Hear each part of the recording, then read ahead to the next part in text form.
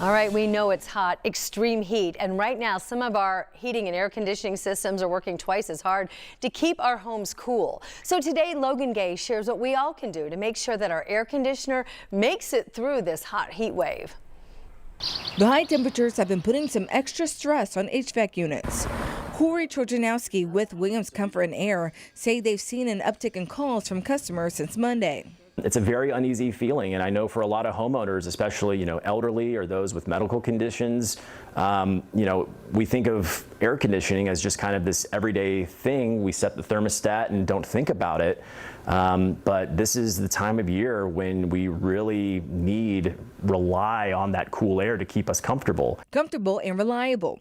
He says homeowners need to be proactive when it comes to the health of their HVAC system to prevent it from breaking down. This is the time of year when the weather gets this way. People are looking for their air conditioners to keep up. Trojanowski says 3 easy tips can save homeowners from a headache. First, check your air filter and make sure it's free of debris.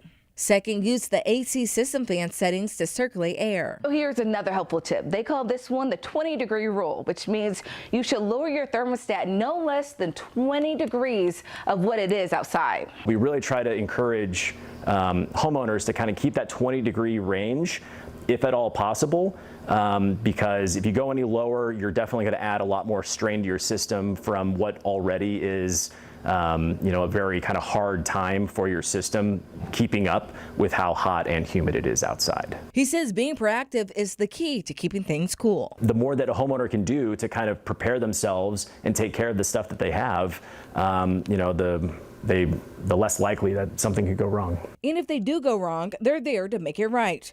Coming up at 6, we show you simple changes in your home to help keep it cool on these dangerously hot days. In Indianapolis, Logan Gay, 13 News.